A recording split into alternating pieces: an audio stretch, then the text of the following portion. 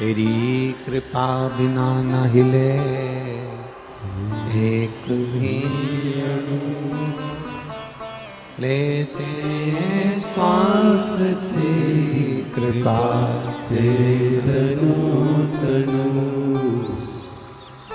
बखान क्या करूं मैं राखों के ढेर का छपटी बहुत में है खजाना कुबेर का। हे गंगधार मुक्ति द्वार ओंकार तू भोले ओंकार तू आयो शरण तिहारी शंभो तार तार तू।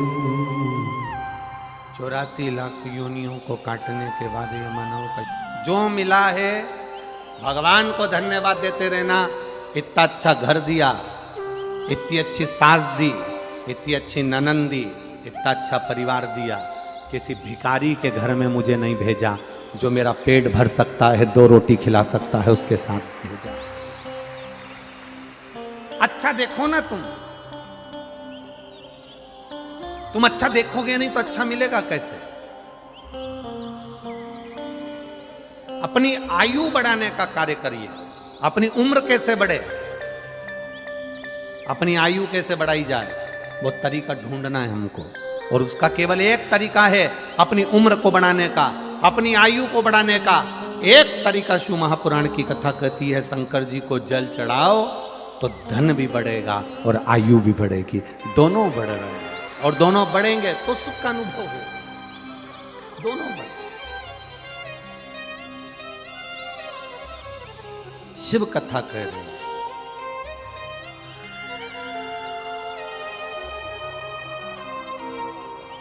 हमारी सास के पास बहुत सारा है, वो कभी हमको कुछ नहीं देती। हमारे ससुर जी के पास में बहुत सारा है, वो हमको कभी कुछ नहीं देते। जब देखो जब वो ननंद को दे देती हैं, बड़े भैया को दे दे, छोटे भैया को दे दे, मंजले को दे दे, संजले को दे दे, वो हमको नहीं देते हैं। हमारी सास के पास बहुत सारा है, वो हमको कभी कुछ नहीं देती है। कभी अंदाजा लगाना, तुम्हारी सास के पास बहुत सारा है, वो तुमको कभी नहीं देती है। तुम्हारे पास भी तो अलमारी में बहुत सारा है, तुम कब अपनी सास को एक साड़ी दे देती हो? हम दूसरे से आस लगा रहे हैं, और जब जब हमने संसार वालों से आस लगाई, वो आस टूटी है। तुम परमात्मा से ये कहना, हमारी सास किसी को भी सामान दे दे, हमारा ससुर किसी को भी दौलत दे दे, हमें कोई मतलब नहीं। भोलेनाथ, मुझे मेरे भाग्य का देना, दूसरे के भाग्य का रहता है तो चले जाता है, अपने भाग्य का टिकता है। दूसरे के भाग्य का मिलेगा तो वो चले जाएगा, पर अपने भाग्य का टिक जाएगा, अपने भाग्य का रहेगा। एक बूढ़ी मां, 85 साल की एक बूढ़ी मां यहां कहीं कथा सुनने के लिए रोज आती है दूर से। पांव में चप्पल पहनकर नहीं आती, जूता पहनकर नहीं आती। कल एक कार्यकर्ता बता रहा था कि गुरुदेव, एक बूढ़ी माँ को हमने उसके पाँव में चिंदी लपेटी हुई थी पंजे में, और पॉलीथीन लगी हुई थी, पन्नी और चिंदी लपेटी। तो कार्यकर्ता ने उनसे कहा, माँ चलो। कहाँ जा रही हो? कथा में। चलो, ये चप्पल लो हमारी, पहन लो और चले जाओ। वो 85 साल की बूढ़ी माँ कहती है, सियोर वाला महाराज आया है और मैं चप्पल पहन के कथा में जाऊंगी? 85 वर्ष की वो बूढ़ी माँ कह रही है, कथा सुनने को कह रहा है, धूप बहुत आ रही, गर्मी बहुत पड़ रही, तुम नंगे पैर जा रही है।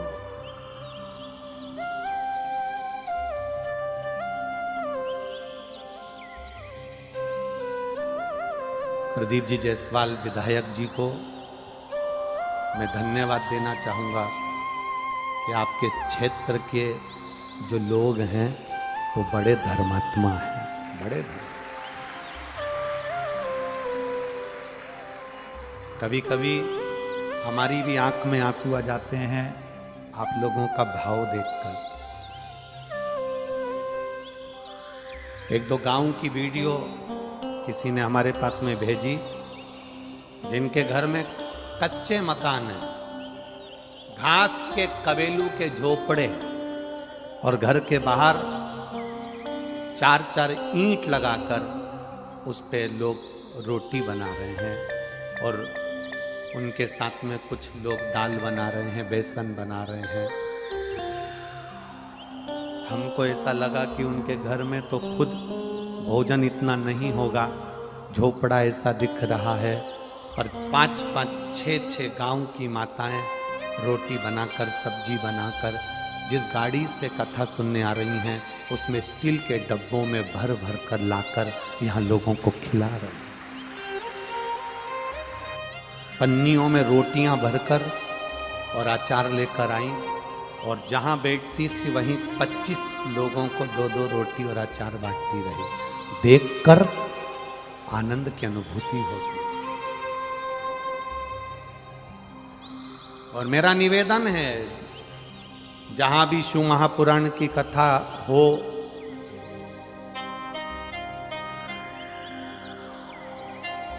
आपने लुटाया है, लुटाया,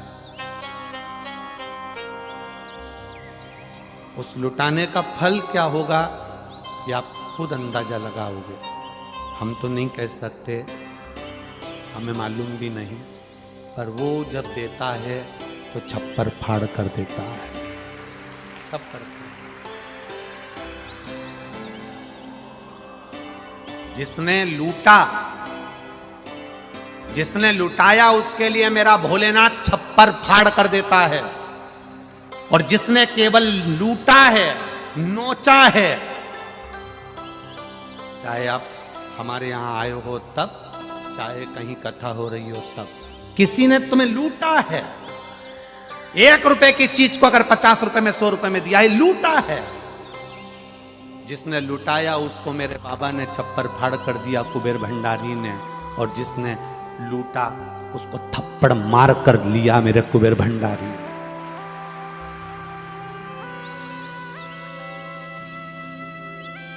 दोनों के लिए तैयार रहिए। आप लुटाए हो तो आपको दे रहा है, और अपने अगर लूटा है तो वो क्या करेगा वो जान सकता है। क्या उसका वर्णन।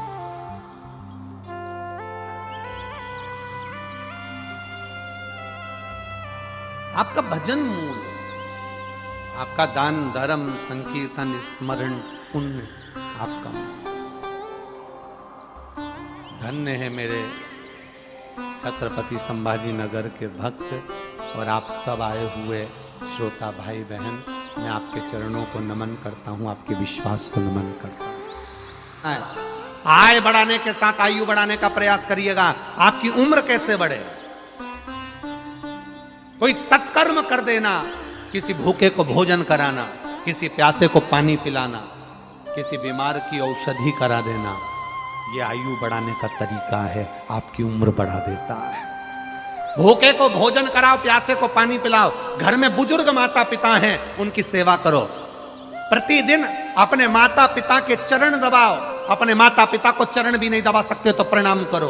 तुम्हारे पिताजी तुम्हें गाली दें, तुम्हारी सास तुमको गाली दे, अब शब्द कहे ताने दें, तुम्हें 24 घंटे तुम्हारी सास को से गालियां दे, तो भी तुम्हारा फर्ज है तुम उसके चरणों को प्रणाम करना मत भूलना।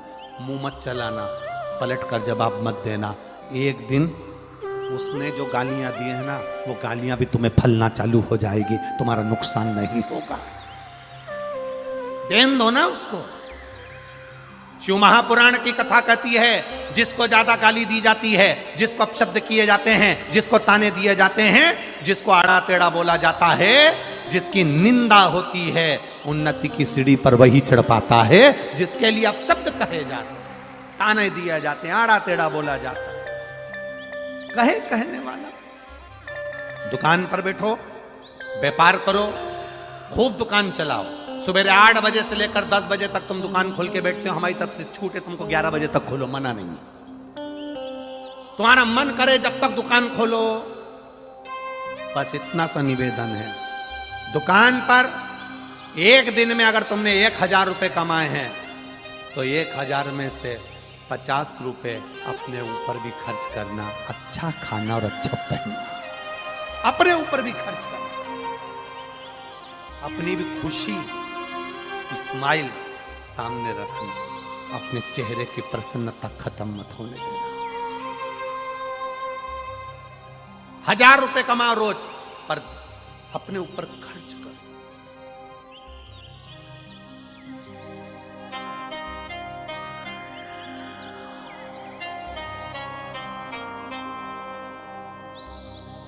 अपने ऊपर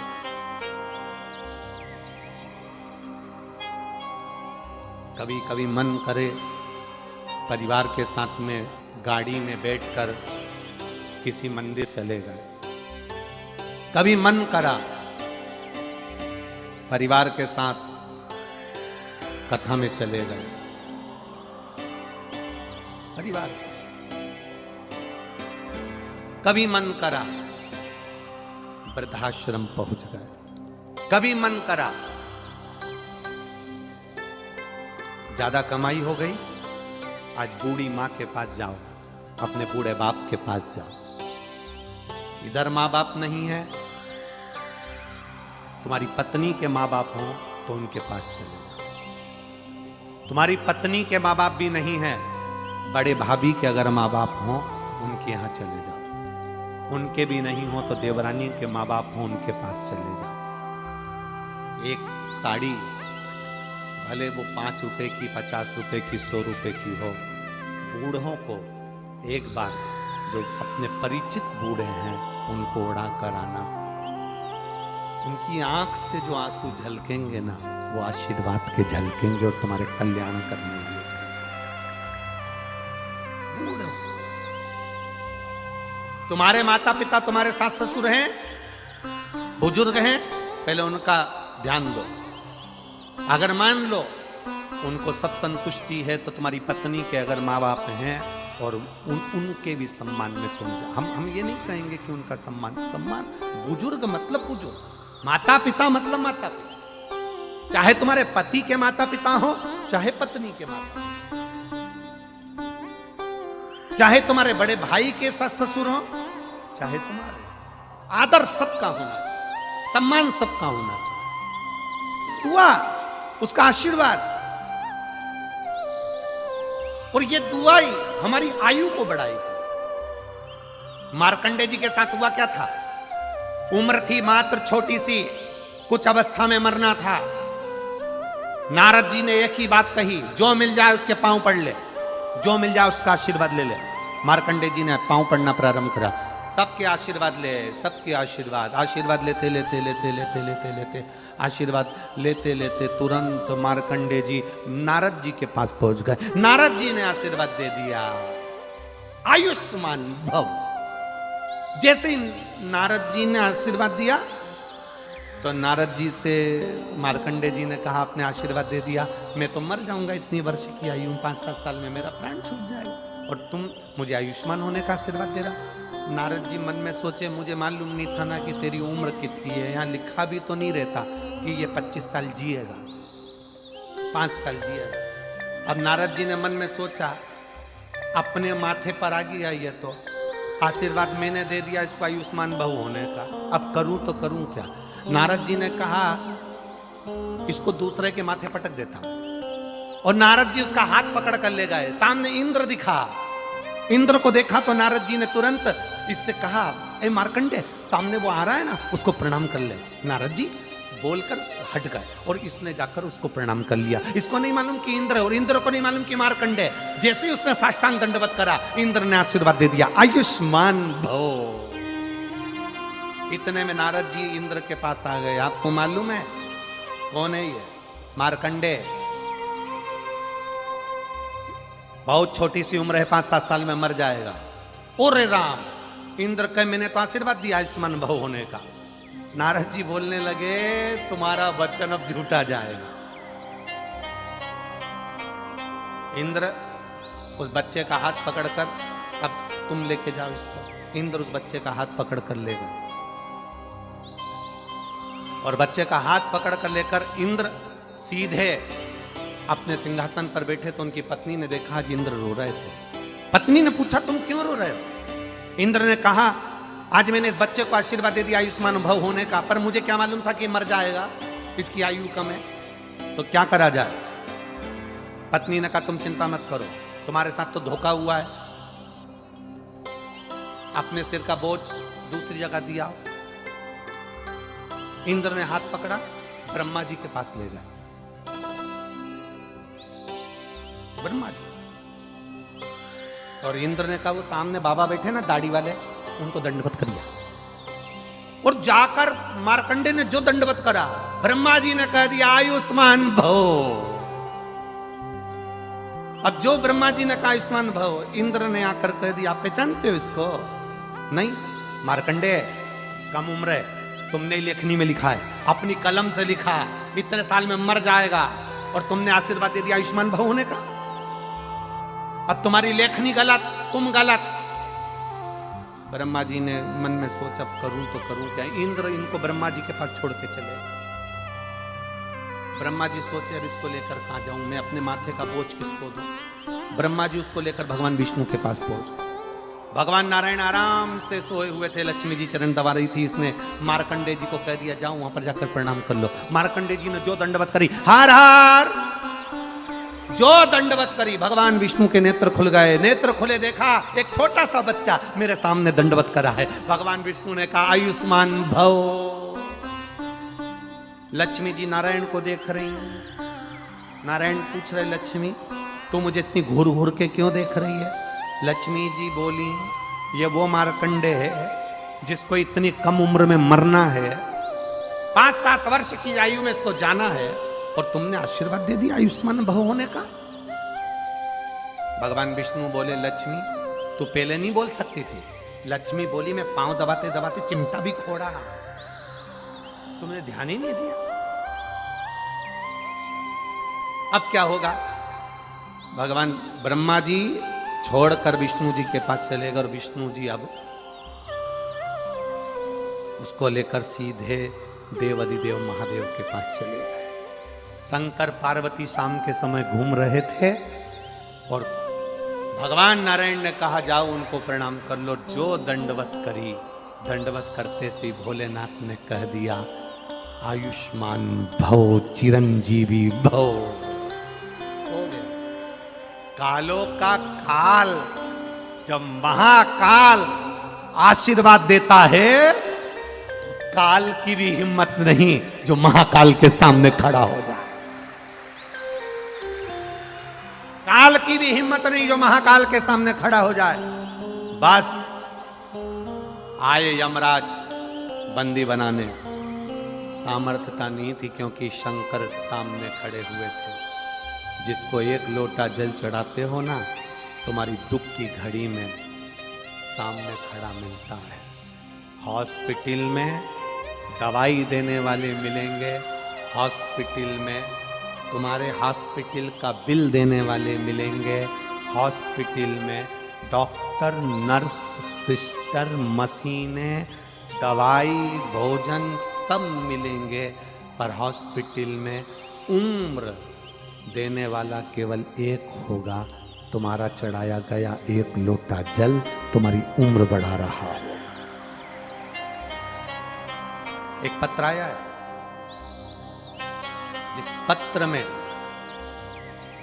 श्रीमती सुनीता लक्ष्मण राव पाटिल,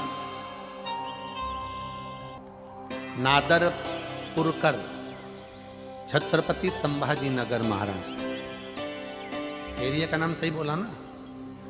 नादरपुरकर, यही है ना? अरे बोलो तो जम क्या? हाँ, श्रीमती सुनीता लक्ष्मण राव पाटिल कहीं बैठी हो तो हाथ हिला सकती हैं, कहीं बैठी हो तो हाथ हिला सकती हैं। श्रीमती सुनीता लक्ष्मण राव पाटिल, नादरपुरकर, छत्रपति संभाजी नगर, महाराष्ट्र।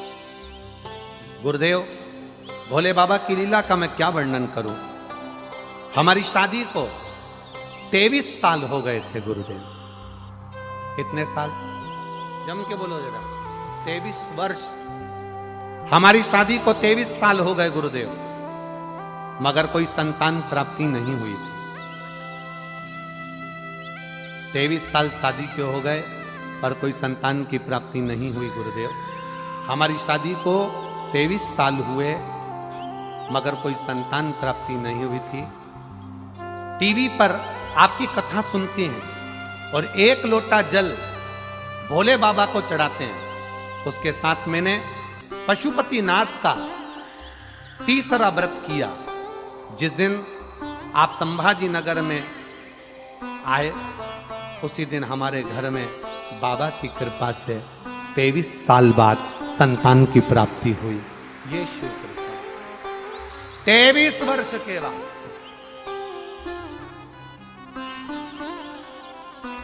कितने साल भाई? 23 वर्ष। अब जरा अंदाजा लगाना। 23 साल में कोई सोच सकता है कि हमारे यहाँ औलाद हो जाएगी? अब बोलो, माताएं बैठी इतनी, इनको तो स्मरण में होगा, भाई लोगों को स्मरण में होगा। 23 साल में किसको अंदाजा कि 23 साल बाद भी औलाद हो जाएगी? आस छोड़ दी, विश्वास छोड़ दिया, सब कुछ छोड़ दिया, पर टीवी पर कथा सुनी और विश्वास जागा। विश्वास जागा तो पशुपति व्रत किया। एक लोटा जल देवाधिदेव महादेव को चढ़ाना प्रारंभ किया। जो दुनिया में कोई नहीं दे सकता वो मेरा काल अधिपति देता है, कुबेर भंडारी देता है। जो दुनिया में कोई नहीं दे सकता वो कुबेरेश्वर महादेव देता है, महाकाल राजा देता है, कृष्णेश्वर देता है। दुनिया के लोग कहते हैं गुरुजी आप कथा करने के लिए आते हो, इतने लोग कथा सुनने आते हैं, आप कहते हो कथा सुनकर जाओगे, बाबा झोली भर कर देगा, अगला पत्र अगली कथा में आपके मिलेंगे। आप इतना विश्वास से कैसे कह सकते हो? आप इतनी विश्वास से कैसे कह देते हो? हमारा कहना है कथा करने हम नहीं आते, ये शिव पुराण लेकर हम नहीं आते। हम तो ये जानते हैं जब सीहोर से चलते हैं तो मेरा कुबेरेश्वर महादेव साथ चलता है और वो लुटा कर जाता है। मेरा कुबेर भंडारी, मेरा महाकाल राजा, मेरा कृष्णेश्वर, मेरा नागेश्वर, मेरा सोमनाथ, मेरा विश्वनाथ लुटाने वाला वो है। हम तो निमित्त केवल निमित्त है कथा, केवल।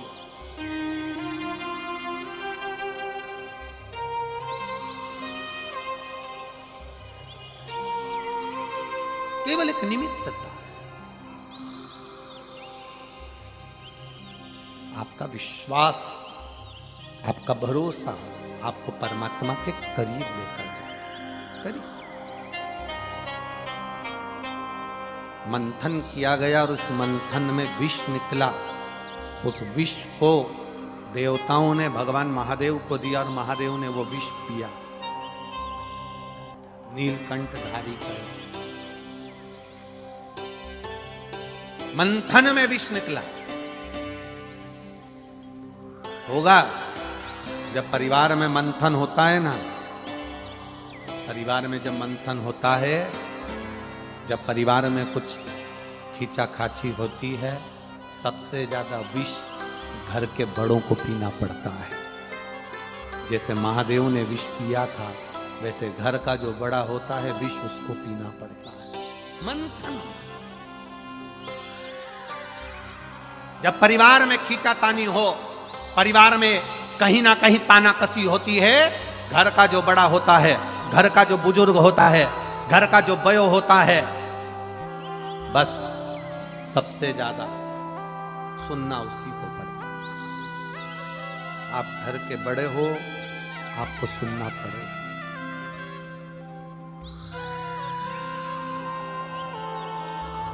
विष निकला। पार्वती जी ने कहा इसको मत पियो, ये जहर है, जहर, जहर। शंकर भगवान कहते हैं ये देवता पिएंगे तो बर्बाद हो जाएंगे, पृथ्वी पर गिरेगा तो बर्बाद हो जाएंगे। जलचर, थलचर, वायुचर, जीव सब मर जाएंगे, इसलिए मुझे पीना जरूरी है। इस विष को मैं पीता हूं। शिव जी ने अपने हाथ में हलाहल वो विष लिया, पिया और विष को पिया। तो कंठ पर वो विष रखने से पहले भगवान शंकर ने पार्वती जी का स्मरण कर लिया। पार्वती का स्मरण, मां आद्यशक्ति, मां दुर्गा, मां भवानी, माता पार्वती का स्मरण करा। पार्वती जी ने देवादिदेव महादेव से पूछा, विष पीते समय आप मुझे क्यों याद कर रहे हो? शंकर भगवान ने कहा, पार्वती, पुरुष जितना विष नहीं पी सकता उतना विष परिवार में रहने वाली नारी को पीना पड़ता है। पति दुकान चले जाता है, पति ऑफिस चले जाता है, पति बाहर दोस्तों के साथ घूमने चले जाता है। सबसे ज्यादा झेलना पड़ता है, दुख भोगना पड़ता है, कष्ट भोगना पड़ता है, तकलीफें साधना पड़ती है, तो वो नारी को साधना पड़ती है। जब दुख की घड़ी आती है, उस दुख की घड़ी में सब हिम्मत हार जाते हैं, पति भी हिम्मत हार जाता है। तब घर में एक नारी पत्नी ऐसी होती है जो कह देती है, घबराओ मती, ज्यादा टेंशन मत लो, मैं बैठी हूं, कहीं ना कहीं से कोई व्यवस्थापन करेंगे, बाबा संभालेगा, हो जाएगा। हिम्मत देने का काम भारत की नारी करती है। मांबे, जगदम्बे, जगतधात्री, दुर्गा भवानी, मां पार्वती शिव जी से पूछ रही हैं, आपने मुझे विष पीते समय याद क्यों करा? शंकर भगवान कहते हैं, तू आद्य शक्ति है, तू दुर्गा है, तू भवानी है, मेरे कंठ पर तू रहेगी, विष पीऊंगा, उस विष को तू नीचे नहीं उतरने देगी। एक पत्नी ऐसी होती है जो पति के लिए यमराज से भी लड़ लेती है, तो तू तो मेरी अर्धांगिनी। विष को झेलने के लिए गले के अंदर जाकर विराजमान हो गई मां पार्वती। विष नीचे नहीं उतरने दिया मां ने, विष नीचे नहीं।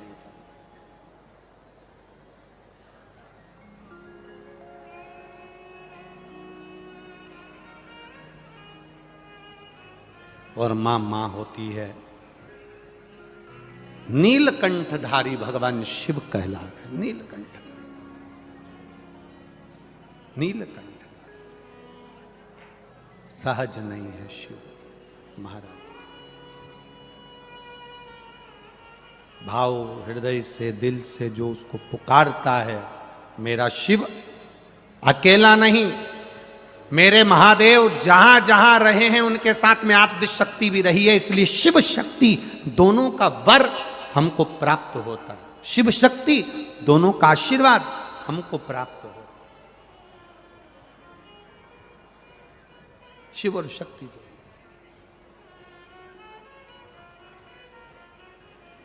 भाव से, आनंद से शिव कथा कह रही है, भगवान देवादिदेव महादेव का गुणगान कह रहा है। खाली न जाता दर से तुम्हारे, मैं भी खड़ी हूँ बाहें पसारे, अपने हृदय से लगा लो, गिरी जा रही हो, उठा लो, भोले अपने दर से अब तो न टालो, गिरा जा रहा हो, उठा लो। भाव से गुणगान कर, इसलिए कहा अपनी किस्मत का ताला,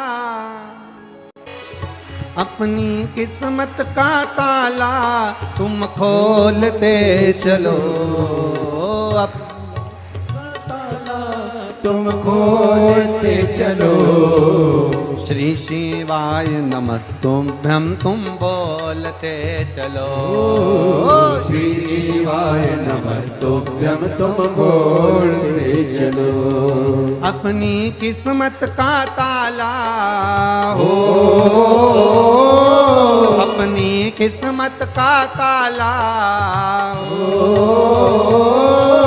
अपनी किस्मत का ताला तुम खोलते चलो।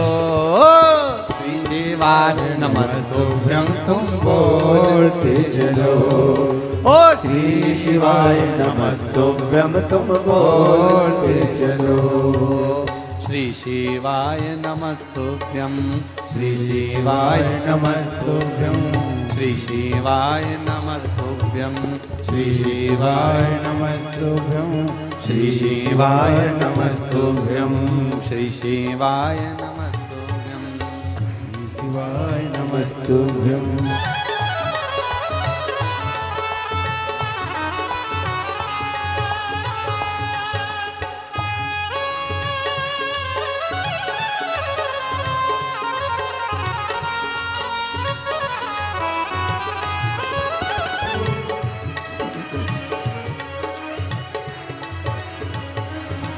समझाना बड़ा मुश्किल है, समझाना बड़ा मुश्किल है, आखिर वो दर्द दिल है, आखिर वो दर्द दिल है। समझाना बड़ा मुश्किल है, समझाना बड़ा मुश्किल है, आखिर वो दर्द दिल है, आखिर वो दर्द दिल है। सच्चा दरबार लगा है, ये भोले की महफिल है। सच्चा दरबार लगा है, ये भोले की महफिल है। सच्चा दरबार लगा है, ये भोले की महफिल है। सच्चा दरबार लगा है, ये भोले की महफिल है। नैनों को डमरू वाले का, नैनों को काशी वाले का, नैनों को डमरू वाले का दीदार चाहिए, वो काशी रहने वाला।